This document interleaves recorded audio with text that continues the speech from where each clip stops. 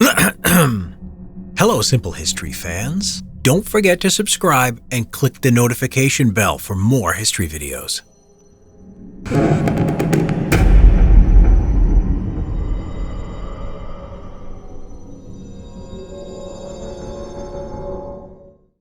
The Plague Doctor, the 17th century. In Italy, 1656 through 57, devastating outbreaks of bubonic plague in Naples, Rome, and Genoa killed approximately 200 to 400,000 people.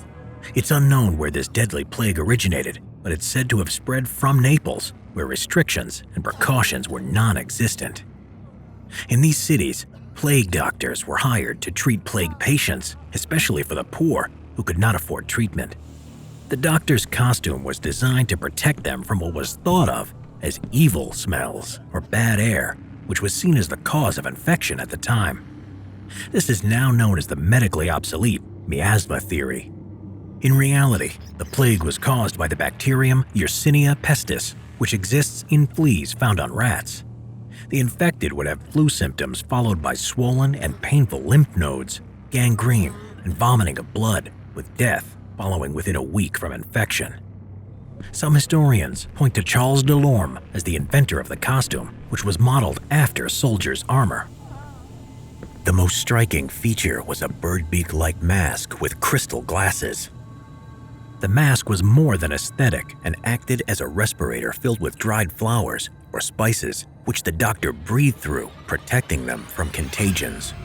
The doctor would also wear a long Moroccan leather gown that tucked into the mask to prevent contact with the patient, and the surface was waxed to prevent miasmas sticking to the surface. A friar named Father Antaro Maria da San Bonaventura observed that those who worked in the plague house while wearing the waxy robe did not catch the disease. He noted that it stopped fleas nesting on the person and was therefore close to discovering the true reason behind the plague. Unfortunately, he discounted the fleas as merely an annoyance rather than carriers of the disease. And furthermore, as the clothing didn't protect the wearer from miasmas, he would discount the value of waxed robes as well. The doctor would also wear gloves, boots, and a wide-brimmed hat to show his profession, and hold a wand or cane to examine and issue instruction without touching the patient. Methods of treatment for the miasma, which was really the plague, were ineffective. Remedies included bloodletting and the use of leeches on the affected areas. Prescriptions of toads or spiders were also given to absorb the bad air. The plague doctor's appearance was quite terrifying for patients, as it was a sign of impending death, and they were kept out of the way of the public due to the nature of their profession.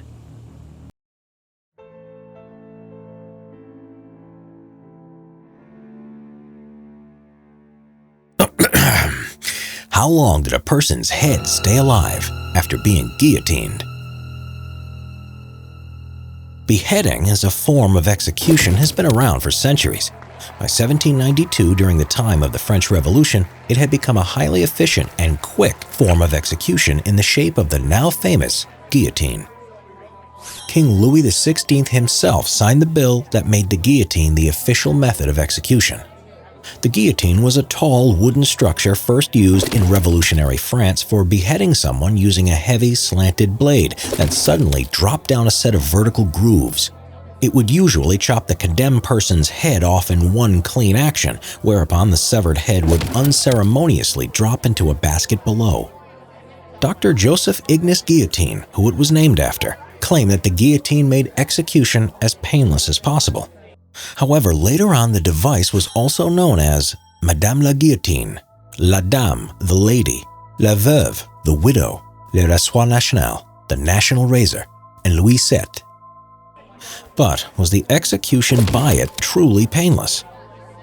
There is a famous story about the execution of Charlotte Corday by the guillotine in 1793 during the French Revolution. Just after she had been beheaded, a member of the crowd leapt forward and slapped poor Charlotte across the face to see if she was still conscious. It's reported that her face then blushed at the indignity of being slapped. There are even stories of how heads blinked after being guillotined. Antoine Lavoisier was a French scientist at the height of the French Revolution in 1794.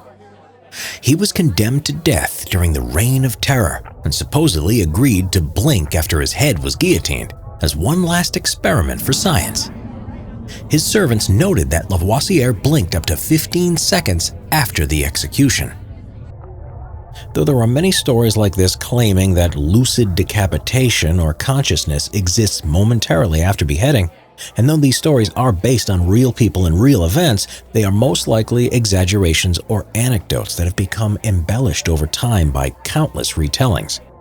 However, it's often been wondered by scientists how long the head keeps on functioning after it's been guillotined from the body. One of the chief reasons for the introduction of the guillotine was that it was deemed to be very humane, but some factions in the medical community were seriously questioning this.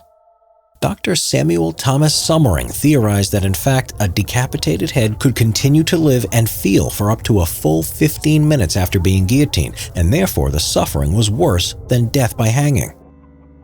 But Dr. Jean Célideau, a leading pioneer of modern-day medicine at the time, counter-argued that the difference between killing a person or a butcher killing an animal by severing its head resulted in the same effect: immediate death and total end of life.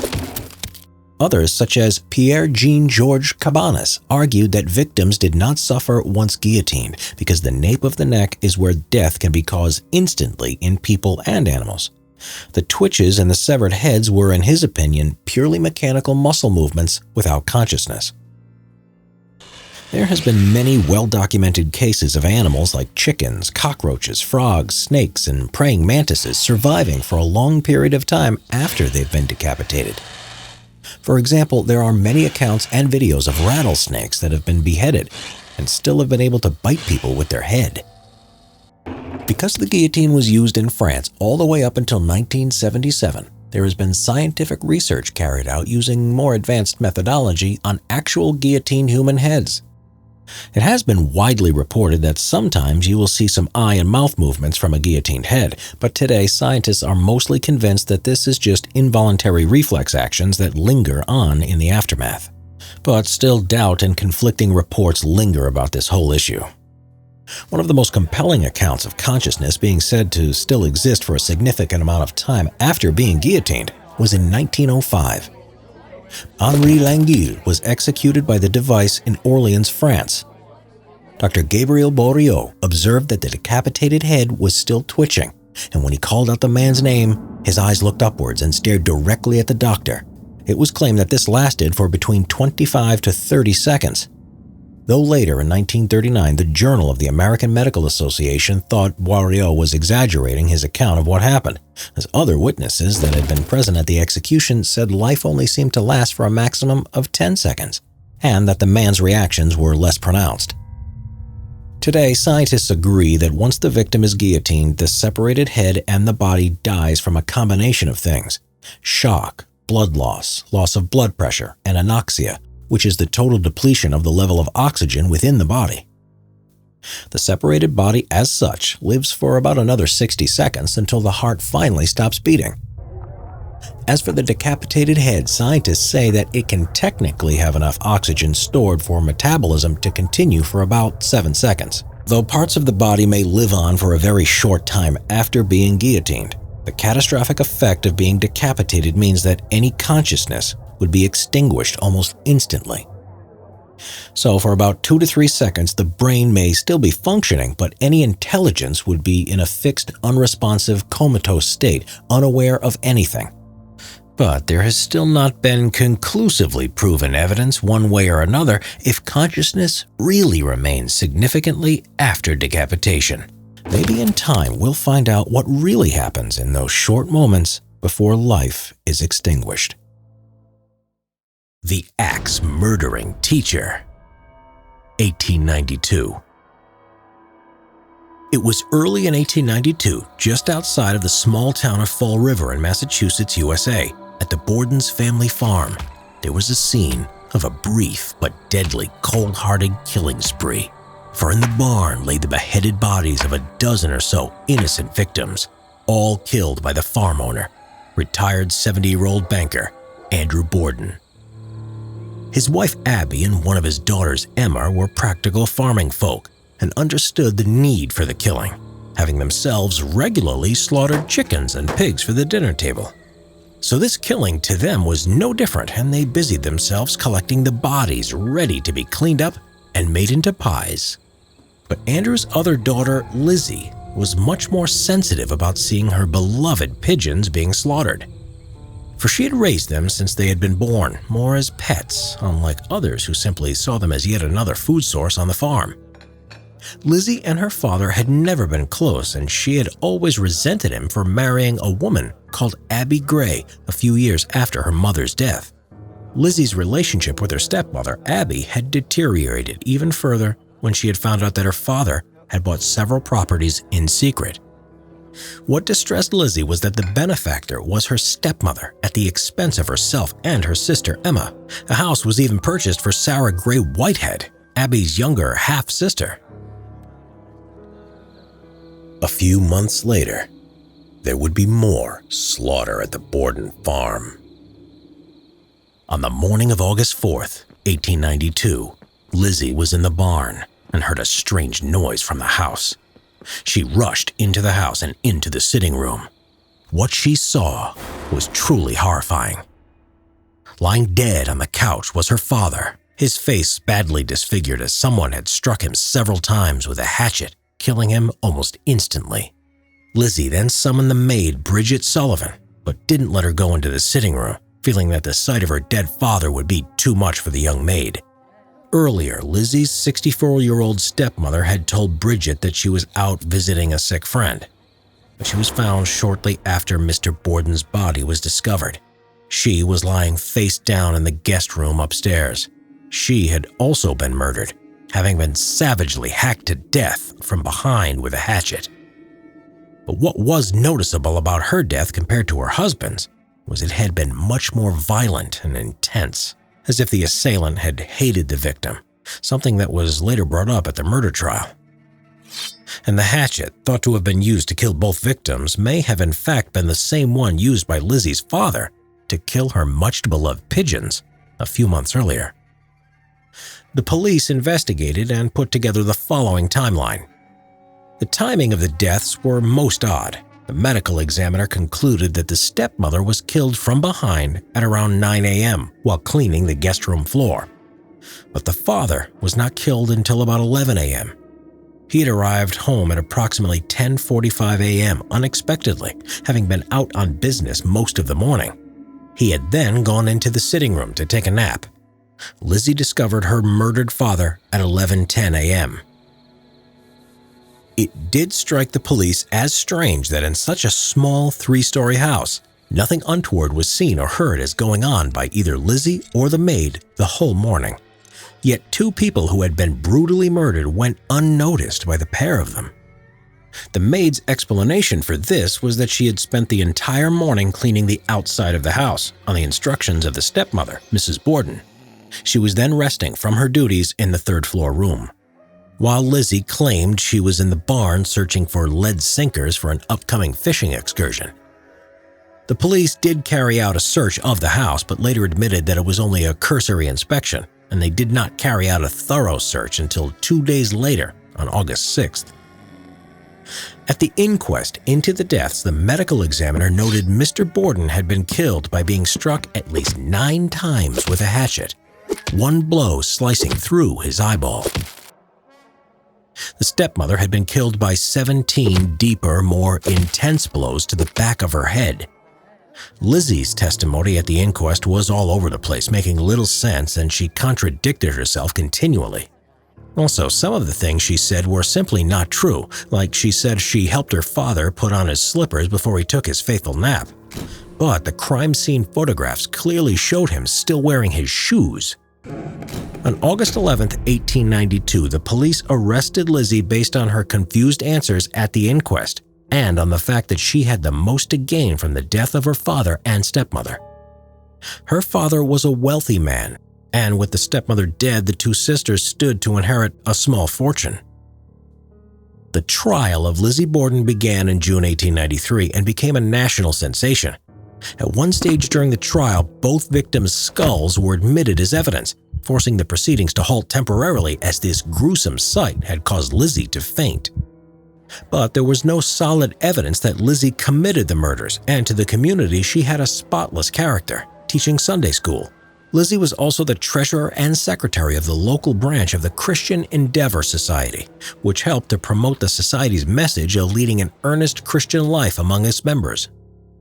So with her being so highly respected in the community, the jury had no problem finding her innocent. Lizzie never left Fall River. Her and her sister moved into a modern house in the wealthy neighborhood of The Hill. She died 35 years later of pneumonia on June 1, 1927. Her younger sister, Emma, died a few days later of a kidney disease. Neither ever married. The press and investigators never stopped hounding Lizzie, who mostly were convinced that she had carried out the murders. No one else was ever tried for the crime, and to this day, it's officially seen as an unsolved case. So who did murder Andrew and Abby Borden on that fateful morning in 1892? The suspects are as follows. The older daughter, Emma Borden. At 36 years old and a spinster, Emma was unlikely to find a husband in an era where women were normally married off by their early 20s. Could it be that she was fearful of her stepmother inheriting everything if her father died? Meaning she faced an old age of abject poverty as she had neither a profession nor a husband to support her? So maybe she had a possible motive. But at the time of the murder, she had an alibi. She was visiting friends 15 miles away, and also her character was seen as impeccable. The resentful 25-year-old maid from Ireland, Bridget Sullivan? Abby Borden was very strict, and some would say she was mean when it came to how she treated her maid, insisting on the day of the murder that Bridget clean the outside of the house thoroughly, despite the maid's protest that she was ill and that it was in the middle of a particularly bad heat wave. Could it be she simply snapped and brutally killed Abby in a rage and later the father in order to cover up her crime? The highly respectable 32-year-old younger daughter, Lizzie Borden. Did the police get it right in the first place, but didn't have enough evidence to prove it was her? It is true Lizzie had much to gain from the death of her father and stepmother, for if her elderly father died, her stepmother was due to inherit his vast fortune, and Abby had many relatives. On top of this, Andrew Borden, despite his wealth, was frugal. The Borden house lacked indoor plumbing and electricity, while Andrew's cousins lived on The Hill, a neighborhood for the wealthy which he could easily afford to live. Could it be that Lizzie feared she would never get her hands on what was rightfully hers? Would she go to any lengths possible to live on The Hill? But if Lizzie had carried out both the murders, did she change out of a blood-stained dress twice? Or did she walk around for nearly 2 hours in a blood-stained dress, which seems inconceivable? But the fact of the matter was that the police didn't search the house properly for evidence until 2 days later, giving Lizzie plenty of time to get rid of any incriminating evidence. It is true that Lizzie was found in the kitchen by her sister and family friend burning what Lizzie claimed to be an old paint-stained dress. This may seem incriminating, but we must bear in mind that this was the morning of August 7th, the day after the house had been thoroughly searched by the police for evidence. Could it be that Lizzie's explanation regarding burning the dress was the correct one? And as for her shambolic and contradictory statements at court, can it be simply due to the side effects of the morphine she had been prescribed by her doctor at the time for stress and anxiety? There is another theory it might have been manslaughter from diminished responsibility, as Lizzie's mother had suffered from seizures that made her violent and go into uncontrollable rages, which she had no recollection of afterwards. It is said that Lizzie suffered from this too, but it seems hardly possible that if this was true, she had an episode that lasted over 2 hours. Could it be a relative? Then there was the strange case of Lizzie's maternal 59-year-old uncle, a Mr. John Vinicum Morse. The night before the murders, he had arrived unexpectedly with no luggage at the Borden's house. This wasn't unusual, as he often arrived unannounced like this to discuss business with his brother-in-law, Andrew. It is said that despite the heat, he would wear the same clothes for 2 days at a time. Uncle John left the next morning to visit some nephews and nieces, returning later that day after the murders had been committed. The police considered him a suspect for a while, as his alibi at the time of the murders seemed just too perfectly detailed and rehearsed. Also, it didn't help that he once trained as a butcher and seemed to be quite emotionally unaffected by the murders, but the police concluded that he was just very eccentric and cold-hearted. There was also the inescapable fact that his alibi, being several miles away at the time of the murders, checked out. So the police dismissed him being a possible suspect and continued to look at other suspects. Was it a murderous intruder? The farm was secluded and the family were well known to be rich, so an opportunist thief was not too far-fetched a notion. Murdering one of the residences in the area might make sense if the thief had been discovered. But for the murderous thief to hide and wait for 2 hours and then kill the returning husband, but not the 2 other women in the house, does seem far-fetched.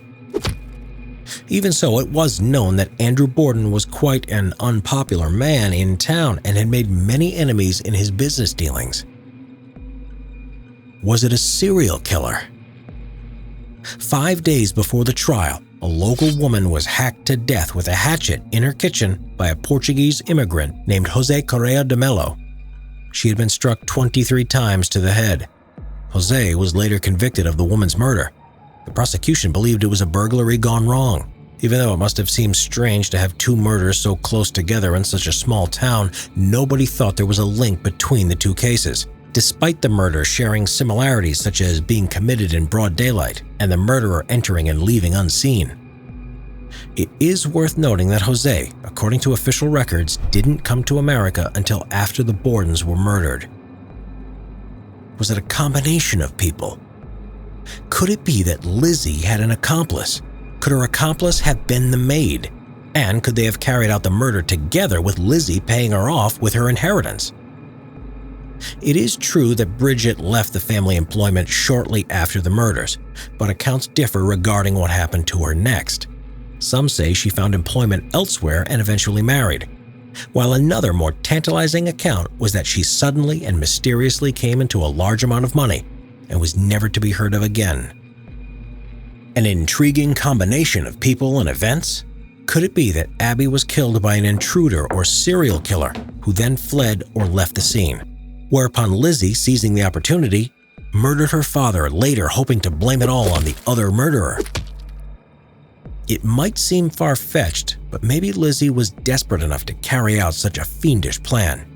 Again, not realizing that science had advanced far enough to figure out the time of the 2 deaths were 2 hours apart. Could it be that Lizzie hired someone to do the killings? This would account for the fact there was no bloodied dress or that no killer was ever found. With her father and stepmother dead, she could easily pay off her accomplice quite handsomely. The case remains nearly 130 years later, unsolved. At the time of the trial, public opinion was that Lizzie was innocent. But soon enough, the public turned against her, and this can be best summed up by a popular children's skipping rope rhyme at the time. Lizzie Borden took an axe and gave her mother 40 whacks. When she saw what she had done, she gave her father 41.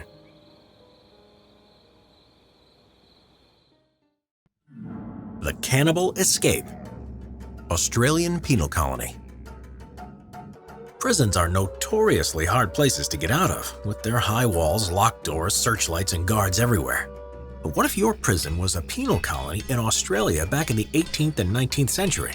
For all they needed to keep the convicts in were a few guards, as the surrounding barren wilderness or shark-infested ocean would deter even the most aspiring escapee. So if you were going to escape such hellish conditions, you'd have to be extremely tough and determined. The harshness of the situation demanded it. And probably the most gruesome of all escapes involved a convict named Alexander Pearce. Pearce was an Irishman who had originally been convicted for stealing 6 pairs of shoes. He was sentenced to 7 years in an Australian penal colony. Since arriving in Van Diemen's Land Penal Colony, Australia in 1821, he had been nothing but a troublemaker. While there, he continued his crimes and was further convicted of numerous offenses, including stealing ducks, turkeys, and a wheelbarrow, and twice was found guilty of being drunk and disorderly. And his latest conviction was for forging an order with the intention to defraud. For these crimes, he was repeatedly given a lashing and on one occasion was sentenced to 6 months on a chain gang. Finally, in 1822, he was sent to Sarah Island. This penal colony was one of the worst of them all, and you were only sent here if you had been disruptive at one of the other less strict penal colonies. For Sarah Island encampment was on a desolate, windswept spot next to the island's harbor and was surrounded by a vast jungle. Despite all this, shortly after Pierce arrived there, he already managed to escape into the jungle with 7 other convicts. The escapees headed towards the settlement of Hobart, 90 miles away, but after 15 days they were hopelessly lost and hadn't eaten for days, so the group felt they had no choice but to resort to cannibalism. The first victim was an easy choice for the men. Alexander Dalton was an unpopular member of the gang because back in the penal colony, he volunteered as a flogger where he whipped the other convicts. Deranged with hunger, Robert Greenhill grabbed an axe and smashed it into Dalton's skull. The gang then feasted on his organs and flesh. At this stage, 2 of the group, fearing they might be next, decided to leave and went their separate ways. The remaining members of the group drew straws, and Thomas Borden drew the shortest one. He knelt down and was killed by an axe blow to the back of the head, then was subsequently served up as lunch. It was a week later and starvation was looming for the group once more. A fight broke out between 2 of the convicts. It occurred when John Mathers was foraging for roots in desperation to find something to eat. Greenhill crept up on him and attacked him, presumably to try and eat him. This led to the rest of the group joining in the fight, resulting in Mathers being killed and becoming the next meal for the 3 remaining hungry group members. Then, a few days later, a group member named Matthew Travers was bitten on the foot by a venomous snake and died after a prolonged fever several days later, after his wound had become gangrenous. He became the 2 remaining group members' next meal. Now, only Alexander Pierce and Robert Greenhill were left. They both vowed to work together in order to get to civilization, but their trust soon evaporated and one night Pierce butchered Greenhill with an axe. Pierce then continued his journey alone, on the way raiding an Aboriginal campsite for food in order to survive.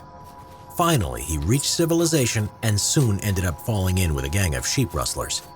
But after nearly 4 months on the run, Pierce was recaptured and consumed with guilt, confessed to the murders and the act of cannibalism. But such was the disbelief of his story that the authorities simply didn't believe him and sent him back to serve an extended sentence on Sarah Island. This might have been the end to the story, but a few years later in 1824, he escaped again with the help of a fellow convict, a young man named Thomas Cox.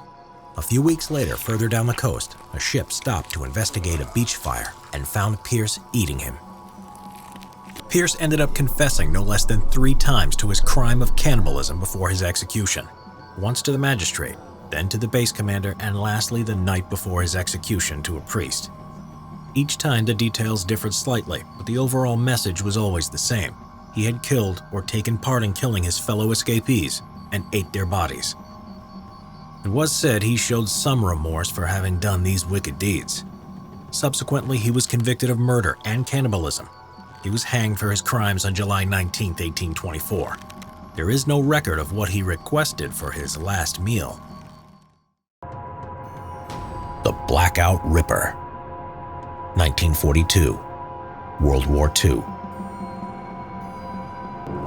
World War II on the home front for the British was tough, but they were resilient, having endured the terrible Blitz from September 1940 to May 1941. During the attacks, the Germans had tried to relentlessly bomb the British into submission by mass aerial attacks, killing around 43,000 civilians and wounding another 139,000 in total. By 1942, the intensity of these bombings had died down, though the Germans still carried out regular bombing raids, especially in London. In February 1942, the British had endured nearly 3 years of blackouts and 2 years of German air raids, to the point they had become very much a part of daily life.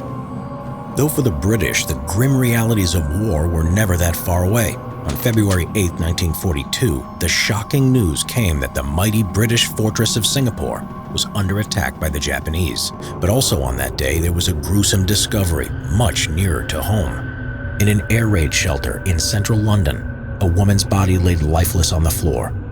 It appeared that she had been strangled to death. The grim reality was, the likely culprit was not a German, but a British citizen. Thus started the week-long reign of terror of the Blackout Ripper. Day 1, Sunday, February 8, 1942. Victim, Evelyn Hamilton. Location, air raid shelter near Marble Arch in London. Age, 40 years old. Occupation, pharmacist. Evelyn Hamilton was last seen on the evening of that day. She had left her boarding house to get a late supper. Her body was discovered the next morning in an air raid shelter. She had been strangled to death, and her handbag had been stolen. Day 2, Monday, February 9, 1942. Victim, Evelyn Oatley, also known as Nita Ward. Location, in the victim's flat at Wardour Street in Soho, London. Age, 35 years old. Occupation, part-time actress and prostitute. On the day soap rationing was finally introduced in Great Britain, a woman was discovered dead in her flat in Soho, central London. In some ways, her murder did not surprise the police, as the victim, known as Nita, was a well-known prostitute. But what was shocking was the savagery of her death. She had been strangled and her throat slit. Her body had been horribly mutilated with a number of items: a razor blade, a can opener, and hair tongs. But the police did find one important clue, and that was from the clumsily discarded can opener. On it were fingerprints, but frustratingly it matched none on the police's criminal databases, though helpfully it suggested the murderer was left-handed. The second murder was only a 30-minute walk away from the previous day's murder, and strangulation had been the cause of death in both cases. But what really worried the police was the second murder was so much more violent than the first. Day 3, Tuesday, February 10, 1942. Victim, Margaret Florence Lowe, also known as Pearl. Location, in the victim's flat at Gosfield Street, Marylebone. Age, 43 years old. Occupation, prostitute. On Tuesday, February 10th, the day started with good news that the American allies, who had been in the war less than 2 months, had sunk the Japanese destroyer, the Natsushio. But for the British Metropolitan Police, there was a more pressing matter, trying to solve the murder of the 2 women.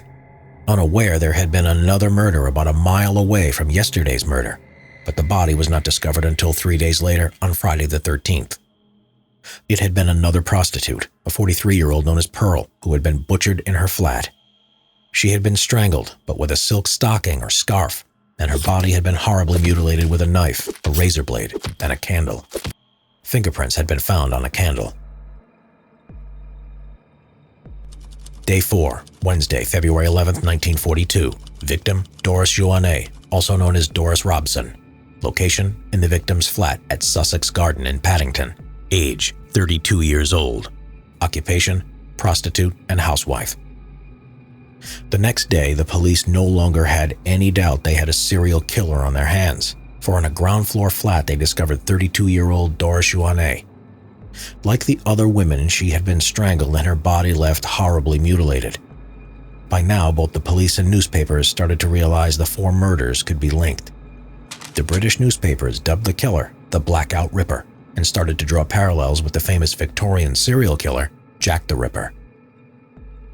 Day 5, Thursday, February 12, 1942. Then there was a lull. Just as the press was whipping the British public into a frenzy, all went quiet. Had the killer learned to cover his tracks better? Day 6, February 13, 1942. Victim, Greta Hayward. Location, Piccadilly Circus, London. Age, 32 years old. Occupation, unknown. That evening, a young woman named Greta Hayward was waiting for her boyfriend in Piccadilly Circus in central London. A young man in an RAF uniform had started to chat with her, and then he had offered her a large amount of money, but she explained that she was not that kind of girl. Then moments later, he attacked her, dragging her into a nearby doorway where he started to strangle her. Luckily, the attack was interrupted by a night porter passing by, forcing the attacker to flee into the night. Victim, Catherine Mulcahy, also known as Kathleen King. Location near Paddington train station, London. Occupation prostitute. Later that evening, a mile or so away at a flat near Paddington railway station, a prostitute known as Kathleen King was entertaining a young man. Suddenly, the man turned violent and attempted to strangle her, but Kathleen managed to fight him off and scream for help. The man then fled in a panic, and in a clumsy attempt at trying to buy her silence, he threw a 5-pound note at her. In all these incidents and murders, there was a distinct modus operandi, so the police thought they were all being done by the same man. The attacks were all on women who were or might be prostitutes. They were all carried out in the evening or early hours. All took place in central London. Strangulation or attempted strangulations were used each time. Where there was an opportunity, the victims' bodies were horribly mutilated. So who was the assailant? Could it be that the murders were all related?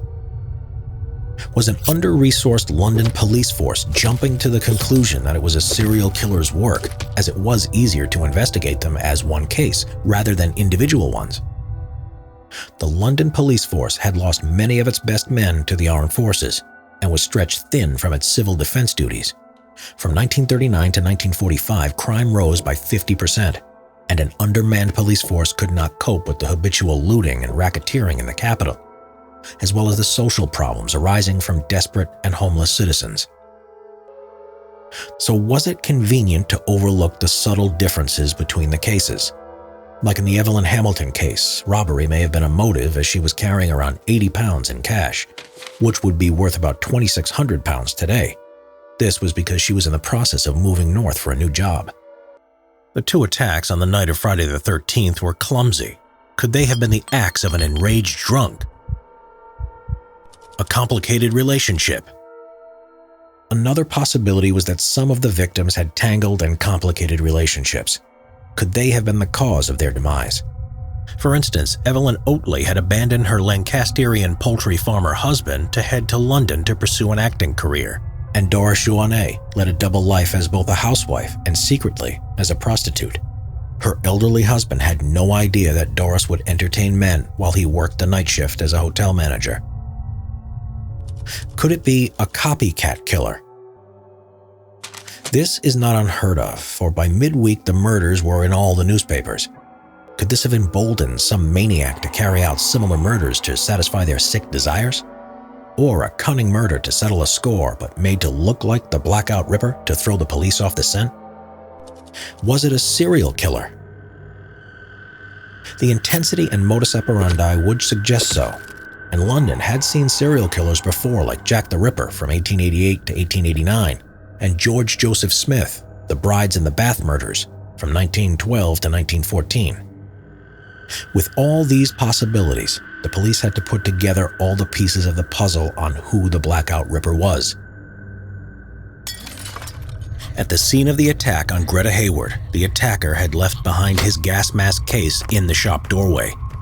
The gas mask's case carried the identifying number 525987, and RAF records revealed that it belonged to 28-year-old Officer Cadet Gordon Frederick Cummins. He was promptly arrested on Monday, February 16th at the nearby RAF barracks for the assault.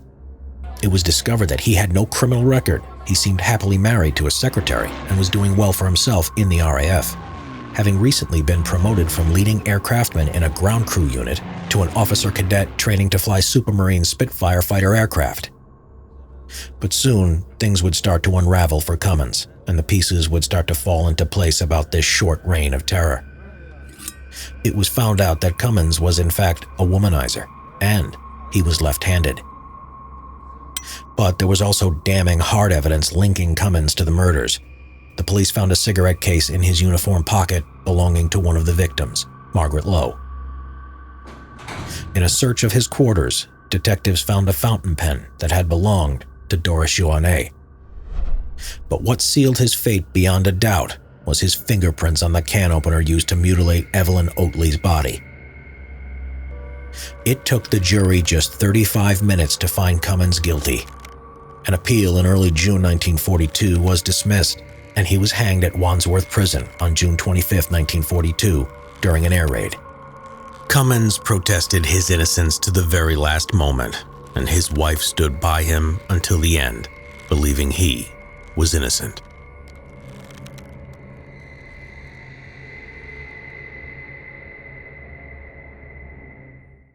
Spring-heeled Jack.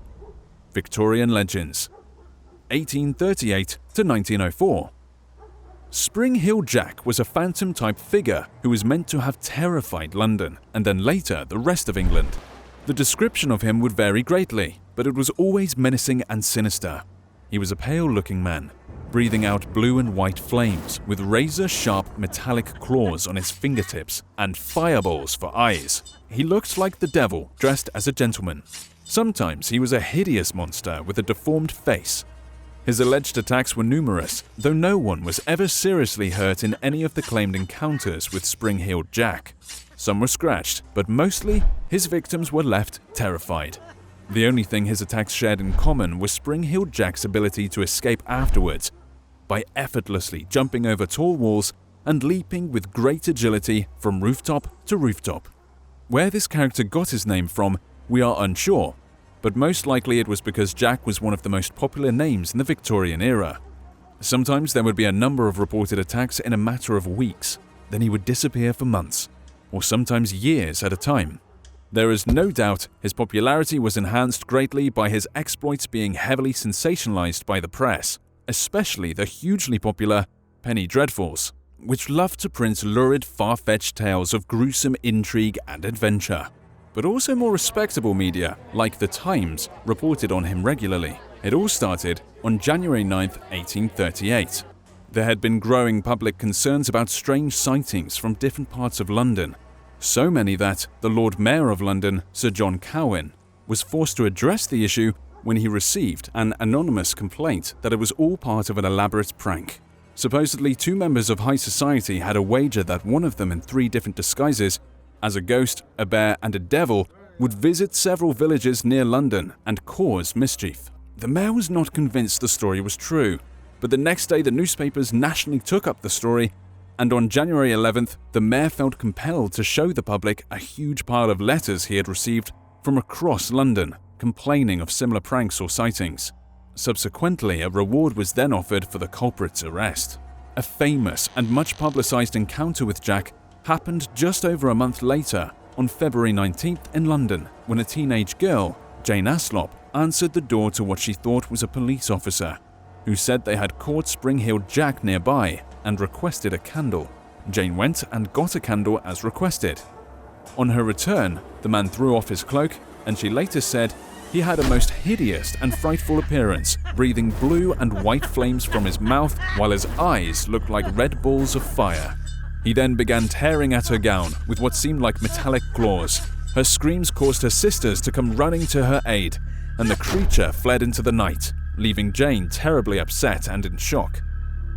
Several more sightings were reported quickly afterwards all over London, and one newspaper falsely claimed that in Stockwell, Brixton, Camberwell, and Vauxhall, several people had died of fright, and others had had fits because of their terrifying encounter with Spring-heeled Jack.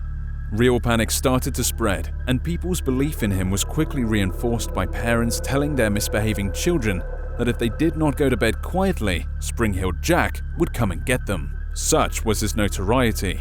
He became a firm favorite in churches on a Sunday, where he was regularly used as a metaphor for sinful behavior. In the 1870s, the army even set up traps after sentries reported being attacked in the night with a wet fish or an icy hand by Spring-heeled Jack. For nearly 70 years, he was spotted in places as far afield as Birmingham, Wolverhampton, and Lincoln. The last reported sighting was in Liverpool in 1904, and after that, Spring-heeled Jack quietly faded into history, never to be heard or seen of again. So what are we to make of the phenomenon that was Spring-heeled Jack? Is it simply mass hysteria fueled by media sensationalism, or could it be one of the more far-fetched theories put forward?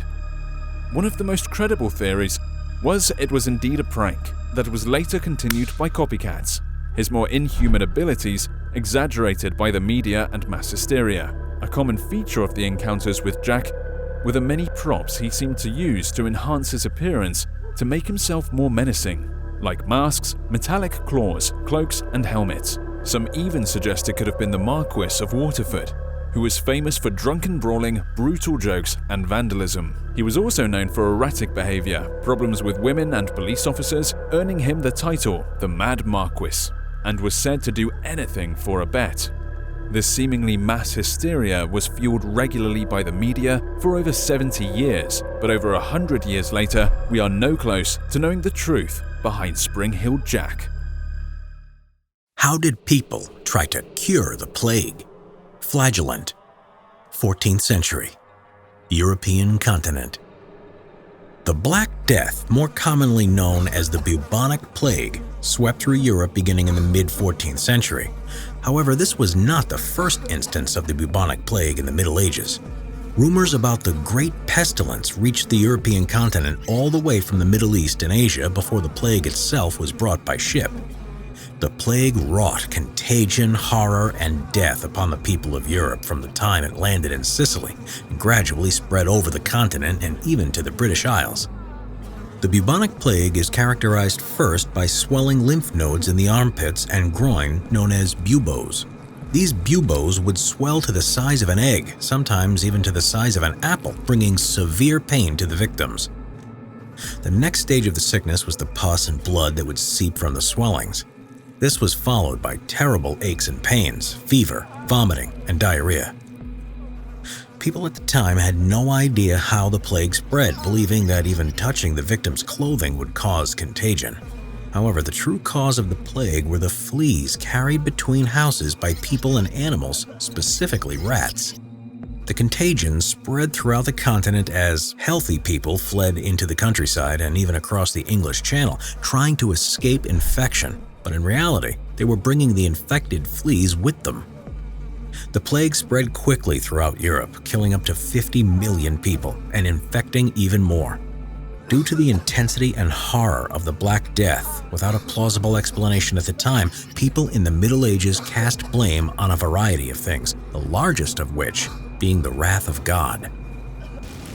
In the middle of the 14th century, some people believed the way to appease God's wrath was to kill those they saw as heretics. This meant that thousands of Jews, foreigners, the impoverished, and other religious pilgrims were killed in an attempt to please God. However, while some people tried to cure the plague by punishing others, some tried to cure it by punishing themselves.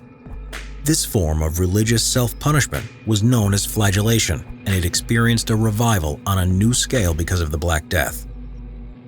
Flagellant groups emerged in Italy, Eastern Europe, Germany, and the Low Countries, and spread throughout Europe. Flagellants were religious zealots who tried to atone for their sins, and therefore cure the plague through public displays of penance. This atonement was based in the imitation of the way Jesus suffered as he was whipped by Roman guards before being crucified for the sins of the world. The flagellants would whip themselves publicly several times a day, traveling to different towns in a procession every 33.5 days, gaining more followers in each town they went to. Some groups of flagellants differentiated themselves from other citizens by wearing hoods over their faces, but exposed their backs to show their wounds. This provided an element of modesty and humility into the act of flagellation.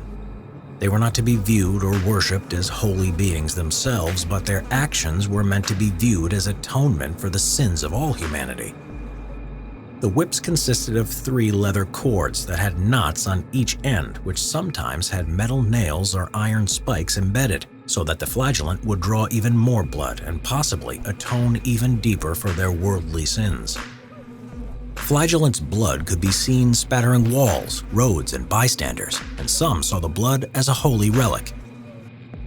Eventually, Pope Clement VI condemned the action of the flagellants as heretical because he viewed them as potential usurpers of Catholic power that caused trouble and instilled false hope. On October 20th, 1349, the flagellant movement was officially condemned in a bull, and church leaders were ordered to suppress it. With the end of the bubonic plague in the late Middle Ages, the flagellant movement had all but disappeared. However, it was not the flagellants and their actions who cured the plague. Sanitation and cold weather finally killed off the remnants of the fleas carrying the plague, leaving the European population devastated but still surviving. Witch trial, swimming test. the 16th to the 18th century. Back in the 16th to the 18th century, countries like England and America believed they had a problem with witches. There was a genuine fear that witches were hiding amongst the population, so a variety of tests were devised to uncover them. Failing any of these tests usually meant you were condemned as a witch and burnt at the stake. But one of the most famous and cruelest of these trials was the swimming test, or as it was often called in Europe, the flotation test. Primarily, it was most common in Britain, where, confusingly, it was outlawed by Henry III in 1219, but openly endorsed by King James I in 1597. There were also cases recorded in countries like Germany, Sweden, Switzerland, and the American colonies. The tradition of being judged by water can be dated back as far as the 3rd century BC and became law in England under King Athelstan in the 10th century. The swimming test was when women who were accused of being witches were tied up and thrown into a nearby river or lake in front of a crowd.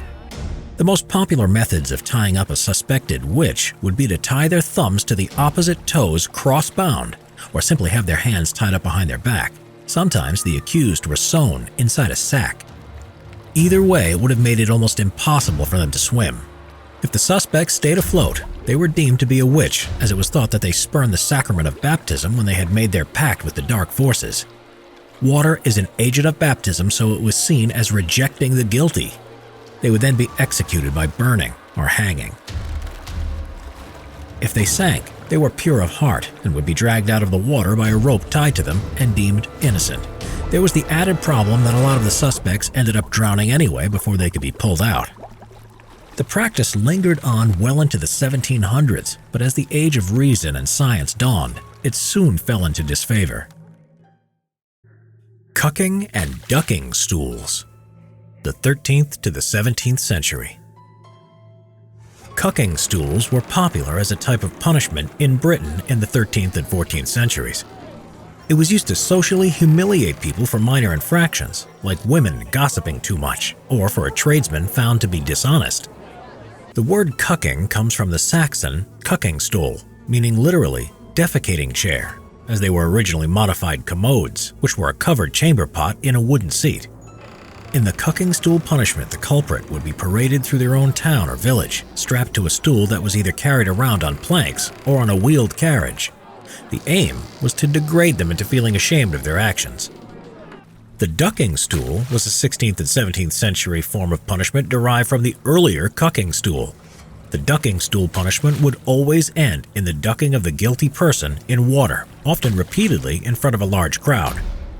The ducking stool was also a popular form of punishment in the new American colonies. In 1662, it was entered into the statute books of the state of Virginia in that, in the case of slander by a man's wife, if the fine was over 500 pounds of tobacco and the husband refused to pay the fine, the wife was ducked via a ducking chair, once for every 500 pounds of tobacco he refused to pay. The maximum fine under this law was 5,000 pounds of tobacco for slander. Thus, a wife could be potentially ducked up to 10 times. Dunking was a more serious version of this and was a trial by ordeal. So when a woman was suspected of being a witch, they often used dunking as a test of her guilt or innocence. The suspect was tied to a wooden or iron chair, sometimes surrounded by a simple but sturdy iron cage. The chair was attached to a long wooden beam, and the chair was then lowered into the water, which was normally a river or pond. The suspected witch was immersed in the water strapped to the chair and was left submerged for 10 to 20 seconds and then taken out and given the opportunity to confess. This process was usually repeated until the victim either drowned or gave up and confessed. If they did confess, they were usually hanged or sometimes burnt as a witch. If they drowned, they were deemed to be innocent and their place in heaven was guaranteed. Though the preferred way of testing for a witch at that time was the swimming test, a woman suspected of being a witch was tied up and thrown into a nearby river or lake in front of a crowd. Again, if they floated, they were witches. If they sank, they were pure of heart and hopefully be dragged out of the water alive before they drowned. The last recorded case of a ducking stool being used was in 1817, when Sarah Leek was going to be ducked in the local pond. But as the water was so low, they instead just wheeled her about the town for a while in a chair. Gibbeting. Gruesome execution methods in history. The gibbet was an instrument used to perform public executions. Its usage can be traced back as early as classical antiquity. Gibbeting, also known as hanging in chains, is the method of leaving a body hanging after execution, such as from the gallows or even after the victim was drawn and quartered. However, sometimes the victim was placed in the gibbet alive and left to die. Gibbeting can be seen very early in history, as it is referred to in the Old Testament of the Bible. The construction and style of the gibbet was different depending on the region and period, and usually made by a blacksmith, and were quite expensive. The gibbet itself was a type of gallows with an arm projected from the top, which was used to hang the bodies of criminals, either after an execution or as a form of execution. However, what made gibbeting so different from other forms of hanging was that the criminal was hung using chains and then left until their body had completely decomposed. The body was often left hanging until the victim's clothes had rotted off of their body. A cage was made of iron and often connected to the wooden arm so that the body was preserved for as long as possible. This was to extend the humiliation of the victims as the public viewed their bodies' deterioration and rot. Moreover, gibbets were often located by major roadsides and other prominent locations. Criminals were left hanging on posts around 20 to 30 feet high in order to be seen far and wide. They sometimes remained in place for decades. Gibbeting was most often used for traitors, murderers, highwaymen, pirates, and sheep stealers, and was used only on male criminals. It was intended to serve as a deterrent to others from committing similar offenses. A famous example of gibbeting was when John Hutchins was convicted and condemned to death for the murder of a Mr. John Sparks in 1684. Hutchins was a prominent solicitor in early modern London, while Sparks was just a waterman or a river worker. According to the account of his execution, Hutchins fell into lewdness and debauchery, becoming familiar with the company of prostitutes and alehouses. The murder of John Sparks occurred on a night he had been in the alehouse for many hours and had come outside to find several watermen tormenting the local prostitutes. Hutchins and Sparks fell into a dispute, and Hutchins, after drawing his sword, stabbed him through the torso in a violent and drunken rage. While Hutchins did not confess to the murder of John Sparks, he confessed that he was a debauched person. John Hutchins was convicted of murder, and because he would not confess to his crime, he was condemned to the shameful death of the gibbet. On December 17, 1684, John Hutchins was hanged by the neck until dead and left on the gibbet for less than an hour until his body was cut down and then buried in unhallowed ground due to his sinfulness.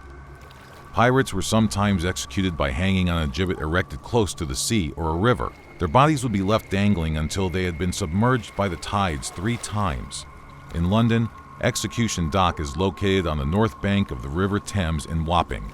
After tidal immersion, particularly notorious criminals' bodies could be covered in tar and displayed in gibbet cages a little further downstream at either Cuckold's Point, now the location of Pageant's Crescent, or Blackwall Point, located at the tip of the Greenwich Peninsula.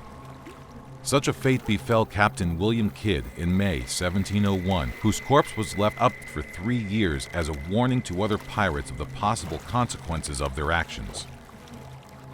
While gibbeting was an infrequent method of public execution prior to the 18th century, it was in 1752 that the Murder Act, also known as the An Act for Better Preventing the Horrid Crime of Murder, was passed in Great Britain, making the practice more popular.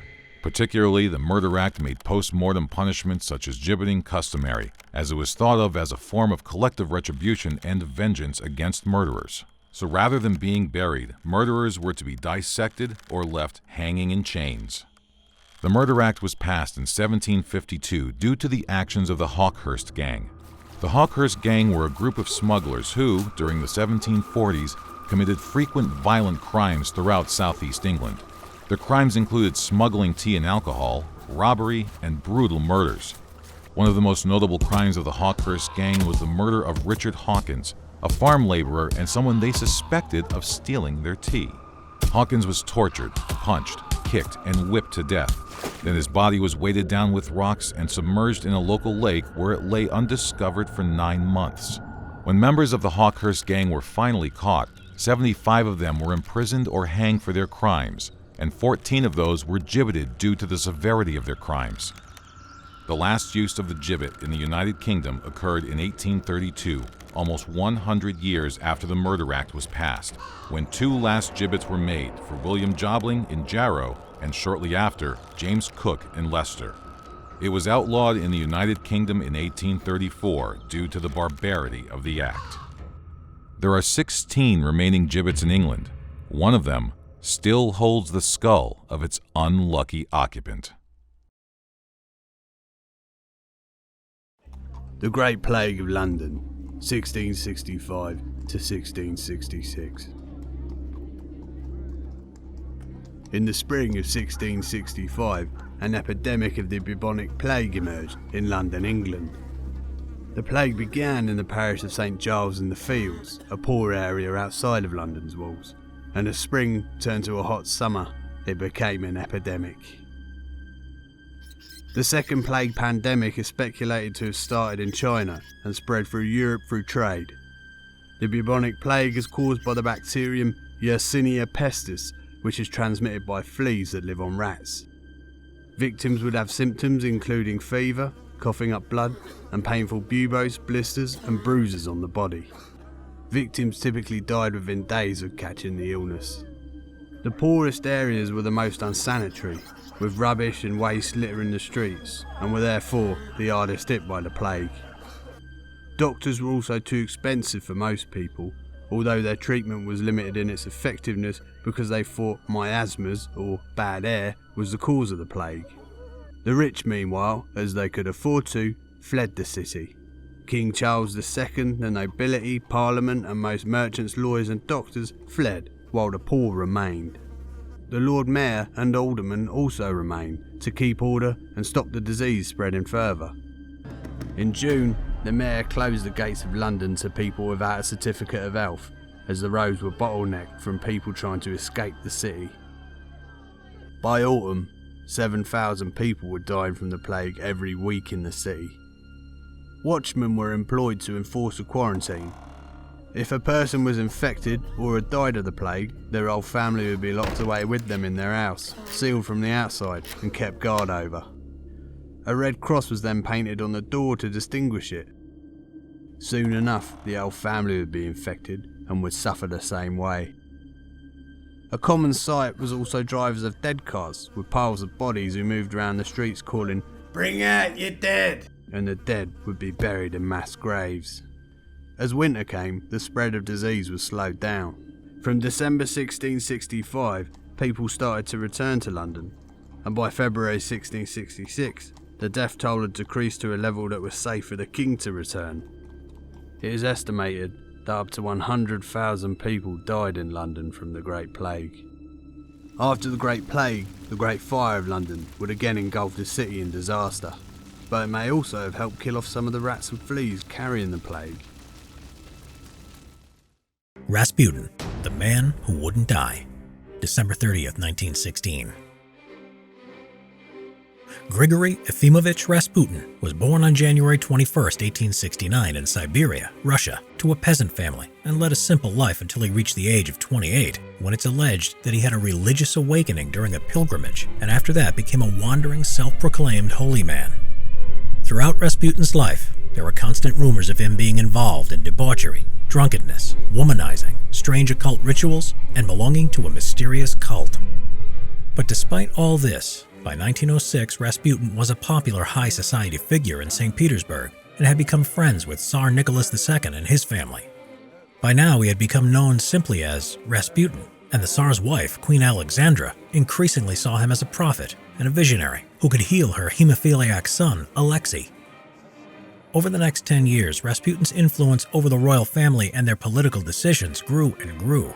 This caused much resentment amongst the Russian people and politicians. There were attempts to curtail his power, and there was even an assassination attempt. For on July 12, 1914, a 33-year-old deeply religious peasant woman called Chonya Guseva stabbed Rasputin in the stomach while he was visiting his home village of Pokrovskoy. Rasputin was seriously wounded and nearly died. Guseva claimed that Rasputin was a false prophet and the Antichrist. She was later judged insane and sent to a mental asylum for her crime. World War I was going badly for Russia due to poor leadership and logistical problems. By December 1916, its armed forces were on the brink of collapse. During this time, both Rasputin and the royal family had become incredibly unpopular. Many feared that Rasputin's influence over the royal family was seriously affecting the war effort. So a group of nobles and politicians plotted to kill him. This was led by Prince Felix Yusupov and his young friend Grand Duke Dmitry Pavlovich. On the night of December 29, 1916, the two of them invited Rasputin to a small party at the Moika Royal Palace. What happened next is open to debate, as much of it has become hearsay, sensationalism, half-truths, and urban legend, as Rasputin was always seen by the public as a mysterious figure, and his death soon became a tale of his mystic, almost superhuman powers. The popular account about his death is that waiting for him at the palace were Prince Felix Yusupov and Grand Duke Dmitry Pavlovich, while upstairs were several co-conspirators, including the renowned opposition politician Vladimir Purishkevich. Once at the palace, Prince Yusupov offered Rasputin tea and cakes that had been laced with enough cyanide to kill 3 or 4 men. But this seemed to have no effect on him, so the prince gave him some Madeira wine, also laced with cyanide. But again, this seemed to have no effect on him, even after drinking 3 glasses, apart from getting him a little more drunk. Then, Prince Yusupov went to get a revolver and came back and shot Rasputin in the chest. Rasputin promptly collapsed on the floor and seemed to be dead. Prince Yusupov then left the palace with the other co-conspirators, one of whom was wearing Rasputin's hat and coat, in the hope that it would give the impression that Rasputin had left the palace to return home. A short while later, the princes returned to the palace, and much to his surprise, the supposedly dead Rasputin leapt up and attacked them. Then Rasputin staggered into the palace courtyard, where it is said he was shot 2 more times. It is then claimed that Rasputin was beaten by Prince Yusupov with a dumbbell, and in the early hours of the morning of December 30th, 1916, was carried to a nearby bridge and thrown into the freezing Malaya Nevka River below. It is said that Rasputin was last seen very much alive, thrashing about in the freezing cold water as he floated downriver, clinging to a lump of ice. 2 days later, on January 1st, 1917, Rasputin's dead body was found under the ice-covered river, approximately 650 feet downstream from the bridge. Some of the details of his murder may have been untrue or exaggerated, but what we do know for certain comes from the official autopsy carried out on Rasputin's body. We know that Rasputin had been shot 3 times, and one of those shots was in the forehead at very close range, and was the cause of his death. That the coroner could find no trace of any poison anywhere in his body. He also concluded that Rasputin was most likely dead when his body was dropped into the river. There were also deep cuts and bruising on his body, but they were not believed to be from a beating as commonly claimed, but to have been done post-mortem when Rasputin's body was dumped into the river through a fishing hole that had been carved into the iced-over river. Prince Felix Yusupov and Grand Duke Dmitry Pavlovich's role in Rasputin's murder was quickly discovered. Queen Alexandra was so angered by the murder that she wanted both of them shot straight away by firing squad without trial. But instead, Prince Yusupov was exiled to his country estate, and Archduke Pavlovich was sent to serve in a Russian army garrison in Persia. As for Rasputin, he was buried on January 2nd, 1917, the day after his body was discovered, at a small local church in a ceremony attended by the royal family and a few close friends. Shortly afterwards, the Russian Revolution occurred. Tsar Nicholas II was forced to abdicate, bringing an end to the Russian Empire. The mummified bodies used as landmarks on Mount Everest. While Mount Everest offers death at every corner, mountaineers continue to try to scale it. It is unknown how many bodies are on the mountain, but some say there are more than 200. There are several dangers. The higher the climber gets to the summit, the stronger the winds become, which can blow a climber off the mountain, sending them plummeting to their deaths. Lower oxygen levels also make breathing difficult, and a climber may stop for a brief rest, only to never wake up again. Frostbite can also occur in minutes. The corpses of the unlucky victims of Everest are well preserved due to the cold climate, posed in their last moments in the clothing they set off with on their way to the summit, frozen in time. The rescue of an incapacitated person is so dangerous when high up the mountain that attempting it can result in your own death. So the bodies are often left where the person died. One of the first attempts to reach the summit of Mount Everest was by George Mallory. who was part of a number of British expeditions in the 1920s. In 1924, along with Andrew Irvine, he set off from Advanced Base Camp, never to return. Apart from his ice axe and an oxygen cylinder, Irvine has never been found. Mallory's body was discovered in 1999, his corpse still preserved but sun-bleached, with a taut rope around his waist and a puncture in the front of the skull. It is suggested that the pair fell and the axe struck Mallory in the head. The most famous corpse is Green Boots, thought to be Suwong Paujor, who was an Indian climber who died in 1996. A deadly year in Everest's history, which would see 15 people die trying to reach the summit. He became separated from his party when he sought shelter in an open-mouthed cave at 8,500 meters, or 27,900 feet. He shivered in the cold until he died in a fetal position, wearing fluorescent green mountaineering boots. Every climber attempting the Northeast Ridge route to the summit will pass Green Boots. In 2006, English climber David Sharp would do just this, stopping in the cave to rest. He froze in a sitting down position, unable to move, and appeared to have a severely frostbitten nose, but was still alive. Sharp had opted to climb alone without a Sherpa and without enough oxygen and no radio to call for help.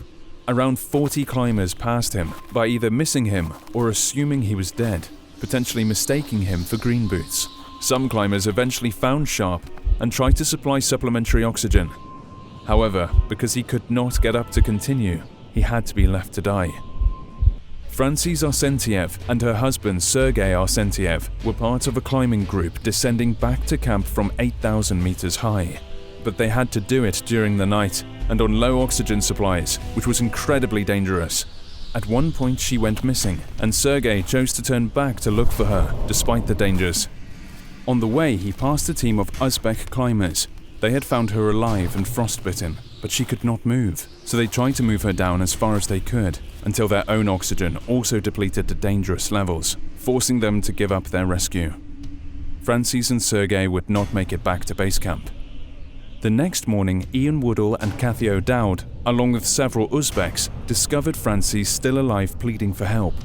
However, the difficult location and -30 temperature eventually forced them to abandon the rescue, where she would die. Sergei's body was later discovered by the same team who found George Mallory. Today, the preserved mummified bodies on Mount Everest are used as markers by climbers as they aim towards the summit, a grisly reminder of the dangers the mountain poses. Subscribe and click the notification bell for more history videos.